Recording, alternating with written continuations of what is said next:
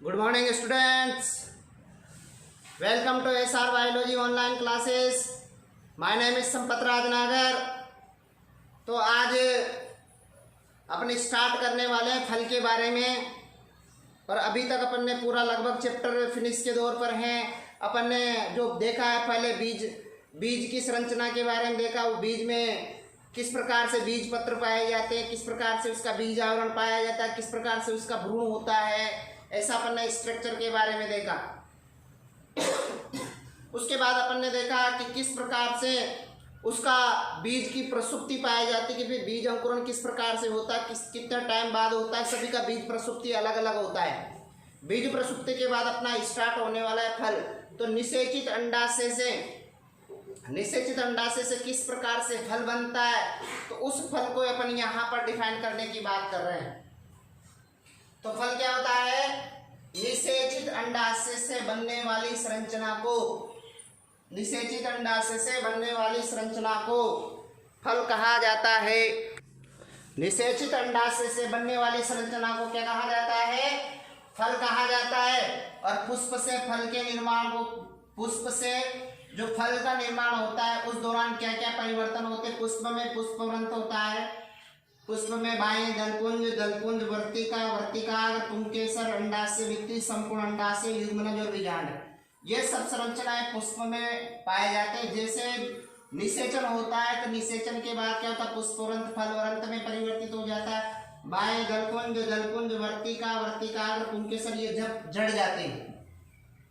अंडाशय भित्ति फल भित्ति में परिवर्तित हो जाते हैं। संपूर्ण अंडाशय फल में परिवर्तित हो जाता है।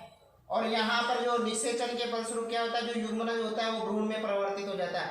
या आप कह दो कि जो अंड कोशिका थी वो युग्मनज बनाएगा, युग्मनज से बाद में भ्रूण बन जाएगा। और बीजांड किस में परिवर्तित हो जाएगा? बीज में परिवर्तित हो जाएगा। इस प्रकार से पुष्प से जब फल बनता है तो उस दौरान होने वाले परिवर्तन इस प्रकार है। उस प्रकार से अपन बात करते हैं कि फल कितने प्रकार के होते हैं। फल दो प्रकार के होते हैं, एक तो वास्तविक फल और एक आभासी फल। वास्तविक फल से मतलब है कि ऐसे फल जो निषेचित अंडाशय से बनते हैं वो वास्तविक फल कहलाते हैं। और अंडाशय के अलावा पुष्प के अन्य भाग से बनते हैं उसको आभासी फल कहा जाता है। तो दो टर्म में वास्तविक फल जिसे सत्य फल भी कहा जाता है, असत्य फल को आभासी फल या मिथ्या फल कहा जाता है। सत्य फल क्या होता है? यह वे फल होते हैं जो अंडाशय के निषेचन से बनते हैं, सत्य फल कहलाते हैं। जो एग्जाम्पल हो जाएगा अंगूर। असत्य फल जब फल के निर्माण में क्या हो? अंडाशय के अलावा, जब फल के निर्माण में अंडाशय के अलावा पुष्प के अन्य भाग या पुष्प के अन्य संरचनाएं जैसे पुष्पासन भाग लेते हैं फल के निर्माण में, तो ऐसे फलों को आभासी फल कहते हैं। जैसे सेब हुआ, नाशपाती हुआ, स्ट्रॉबेरी हुआ, काजू हुआ, ये सब आभासी फल है। अब आता अनिषेक फलन। यहाँ बिना निषेचन के ही फल का निर्माण होगा। जब अंडाशय से फल का निर्माण बिना निषेचन के होता है तो इसे अनिषेक फलन कहते हैं। जैसे केला हुआ, जैसे पपीता हुआ, ये अनिषेक फल है। अनिषेक फलन के लिए मुख्य रूप से नेप्थलिक एसिटिक एसिड का प्रयोग किया जाता है। मतलब इसमें कौन से हार्मोन का प्रयोग किया जाएगा? NAA का उपयोग किया जाएगा।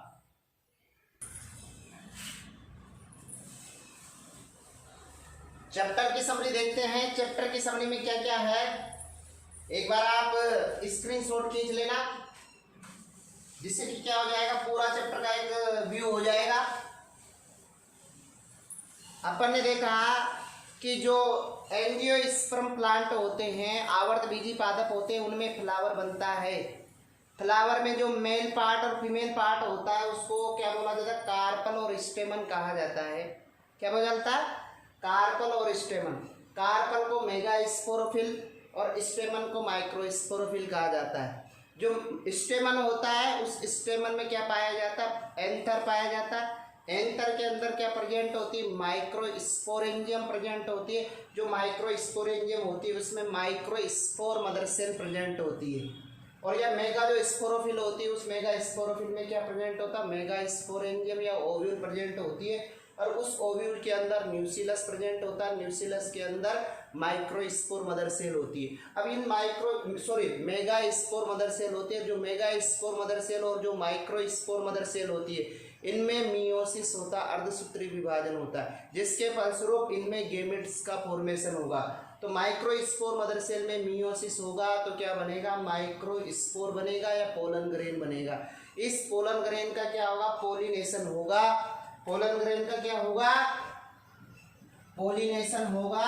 और पोलिनेशन के फलस्वरूप क्या बनेगा, मेल गेमेटोफाइट बनेगा। मतलब जर्मिनेटेड पोलन ग्रेन बनेगा, मेल गेमेटोफाइट बनेगा, जिससे कि उसके अंदर 2 मेल गेमेट का फॉर्मेशन होगा। उसी प्रकार जो मियोसिस होगा मेगा स्पोर मदर सेल से क्या बनेगा, मेगा एम्ब्रायो सेक बनेगा, एम्ब्रियो सेक बनेगा। इस एम्ब्रियो सेक में 3+2+3 की अरेंजमेंट होती है, जिसमें से एल जो आपका 2 होता है तो सेकेंडरी न्यूक्लियस होता है, तो एक मेल गेमेट होता है, एक एपरेटस होता है इसके साथ, और एंटीपोडल सेल्स होती है। एंटीपोडल सेल्स क्या होते हैं, पोषण देकर के नष्ट हो जाती है, जिसमें से जो फीमेल गेमेट था वो फीमेल गेमेट 1 मेल गेमेट से क्या करेगा, फ्यूज करेगा। 1 मेल गेमेट से क्या करेगा, फ्यूजन करेगा। फ्यूजन के फलस्वरूप क्या बनेगा, उसको अपन बोला जाता है फर्टिलाइजेशन बोल सकते हैं, या उसको सिनगेमी कहा जाता है। क्या बोला जाता है, फर्टिलाइजेशन कहा जाता है या सिनगेमी कहा जाता है। सिनगेमी के फलस्वरूप क्या बनता है, जायगोट बनता है। उसी प्रकार से जो एक सिंगल मेल गेमेट और बचा तो सिंगल मेल सेकंड जो मेल गेमेट है वो सेकेंडरी न्यूक्लियस से क्या करेगा, ट्रिपल फ्यूजन। ट्रिपल फ्यूजन का मतलब N+2N 3 न्यूक्लियस का क्या हो रहा है, फ्यूजन हो रहा है। इस वजह से क्या बोला जा रहा है, ट्रिपल फ्यूजन बोल रहा है। इसके फलस्वरूप एंडोस्पर्म का फॉर्मेशन होगा। जो एंडोस्पर्म क्या करेगा, वो एक प्रकार से एम्ब्रायो को न्यूट्रिशन प्रोवाइड करने का काम करेगा। जो जायगोट बना, जायगोट का डेवलपमेंट होगा तो एम्ब्रायो बनेगा। एम्ब्रियो किसके अंदर बनेगा, सीड के अंदर बनेगा। फिर सीड क्या करेगा, बाद में जर्मिनेट हो जाएगा, और जर्मिनेट होकर के वापस एंजियोस्पर्म प्लांट का विकास होगा। इस प्रकार से क्या हो जाएगा, एक तरह से एंजियोस्पर्म का लाइफ साइकिल का डायग्राम हो जाएगा, फ्लो चार्ट हो जाएगा। ठीक है, आया ना समझ में। अगला पॉइंट स्टार्ट होता है अलैंगिक जनन। अलैंगिक जनन को यहाँ असंग जनन भी बोला गया है, और साथ साथ एपोमेक्सिस। अलैंगिक जनन में क्या होता है, हमेशा एक जनक भाग लेता है, विशिष्ट युग्मक का निर्माण नहीं होता, अर्धसूत्री विभाजन नहीं होता, बिना युग्मक संलयन के ही नया जीव बनता है। तो क्या हो रहा है, ऐसा जनन जिसमें नए जीवों का निर्माण बिना अर्धसूत्री विभाजन के, वो बिना युग्मकों के संलयन के होता है। ऐसा जनन जिसमें क्या होता है, जिसमें नए जीवों का निर्माण कैसे हो, बिना अर्धसूत्री विभाजन के, वो बिना युग्मकों के संलयन के होता है, तो इसे क्या बोला जाता है, अलैंगिक जनन कहा जाता है। इस प्रकार का जो अलैंगिक जनन होता है, इस प्रकार के अलैंगिक जनन को असंग जनन भी कहा जाता है। इस प्रकार के अलैंगिक जनन को क्या कहा जाता है, असंग जनन कहा जाता है। और जो एपोमेक्सिस का मीन्स है, एपोमेक्सिस का ग्रीक लैंग्वेज, एपोमेक्सिस जो ग्रीक भाषा के 2 शब्दों से बना है। जीके का मतलब है ग्रीक, एपोमेक्सिस ग्रीक भाषा के 2 शब्दों से बना है। एपोमेक्सिस ग्रीक भाषा के 2 शब्दों से बना, एपो प्लस मिक्सिंग। एपो का मतलब विदाउट, मिक्सिस मतलब मिक्सिंग, बिना मिक्सिंग के ही नया जीव बने। तो एपोमेक्सिस के बारे में किसने बताया, ब्रेंकलर नामक वैज्ञानिक ने बताया। एपोमेक्सिस में क्या होता है, एपोमेक्सिस के दौरान जो भी परिवर्तन होता है उसमें क्या होता है, मियोसिस और निषेचन के बिना ही भ्रूणीय परिवर्तन होगा। डायरेक्ट आप कह सकते हो एपोमेक्सिस में जो भ्रूणीय परिवर्तन होगा वो मियोसिस और निषेचन के बिना ही होगा। फिर अपन देखते हैं मियोसिस जो एपोमेक्सिस होता है वो 2 प्रकार का होता है, एक तो एगेमोस्पोरी और दूसरा कायिक प्रवर्धन, जिसे वेजिटेटिव प्रोपेगेशन कहते हैं। और वेजिटेटिव प्रोपेगेशन के बारे में अपन ने डिस्क्राइब देख लिया है। जो एगेमोस्पोरी होता है वो अलग अलग टाइप का होता है। पहला डिप्लोस्पोरी, डिप्लोस्पोरी में 2 टाइप होता है, डिप्लॉइड पार्थेनोजेनेसिस, डिप्लॉइड एपोगेमी। फिर एडवेंटिव एम्ब्रियोनिक, कौन सा, एडवेंटिव एम्ब्रियोनिक जिसे प्रस्थानिक भ्रूणता कहा जाता है। थर्ड है एपोस्पोरी जिसे अपबीजाणुता कहा जाता है। डी पोली एम्ब्रियोनिक जिसे बहुभ्रूणता कहा जाता है। बहुभ्रूणता इंपॉर्टेंट है, बहुभ्रूणता क्या है, इंपॉर्टेंट है। और एंड्रोजेनिक एप्लॉइड प्लांट जिसे बोला जाता है पुंजनीय अगुणित पादप। इस प्रकार से ये आपका फ्लो चार्ट कंप्लीट हुआ। आगे नाउ स्टार्ट अगला पॉइंट, पहला पॉइंट स्टार्ट होता है अनिषेक बीजता की। अनिषेक बीजता होती क्या है, अनिषेक बीजता मतलब अगेमोस्पोरी से मतलब है इस प्रकार के जनन में क्या बनता है, भ्रूण तो बनता है, लेकिन क्या होता है, निषेचन व अर्धसूत्री विभाजन नहीं होता।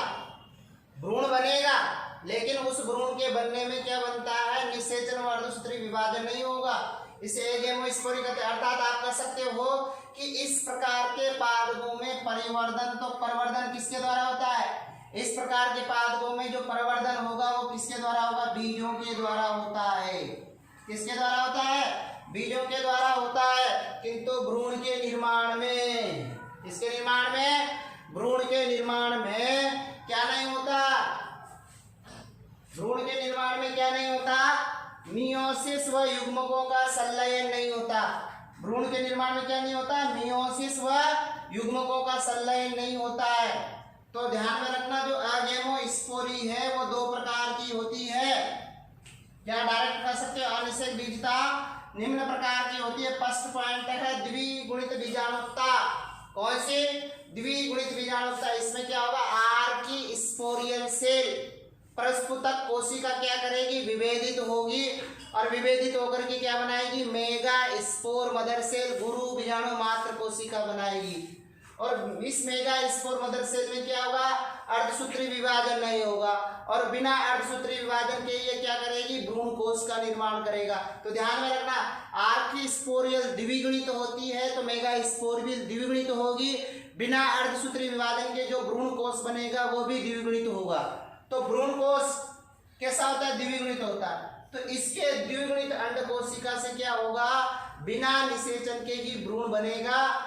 एग्जाम्पल है पार्थेनियम। और ये द्विगुणित बीजाणुता कितने प्रकार की होती है, दो प्रकार की होती है, द्विगुणित अनिषेक जनन और द्विगुणित अपयुग्मन। तो द्विगुणित अनिषेक जनन में क्या होता है, इसमें भ्रूण का विकास सीधे ही बिना निषेचित अंड कोशिका से होता है। यहाँ डायरेक्ट ही अनिषेचित अंड कोशिका, बिना निषेचित अंड कोशिका से ही डायरेक्ट बनेगा अनिषेक जनन। द्विगुणित अपयुग्मन में क्या होगा, इसमें भ्रूण का विकास, भ्रूण कोश की जो भ्रूण कोश है उसकी अंड कोशिका यहाँ काम आएगी। तो इसके अलावा अंड कोशिका के अतिरिक्त अन्य जो द्विगुणित कोशिका होगा उससे इसका विकास होगा।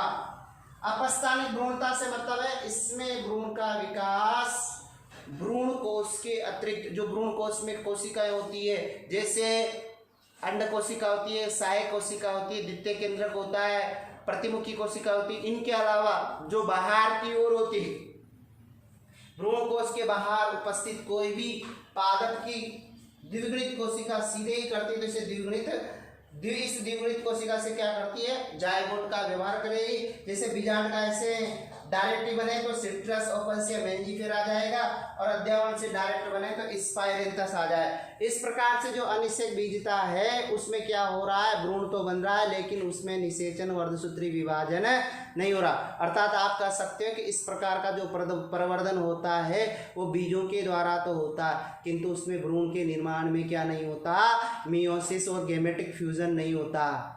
इसलिए आगे जो एगेमोस्पोरी है वो द्विगुणित बीजाणुता होती है, और द्विगुणित बीजाणुता भी दो प्रकार की होती है। सेकंड पॉइंट होता है अपस्थानिक भ्रूणता।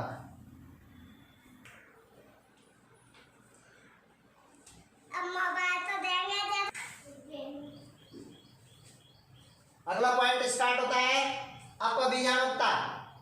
अपबीजाणुता की खोज किसने की, रोजेनबर्ग ने की। किसमें की, हाईरेसियम पादप में। किसमें की, हाईरेसियम पादप में।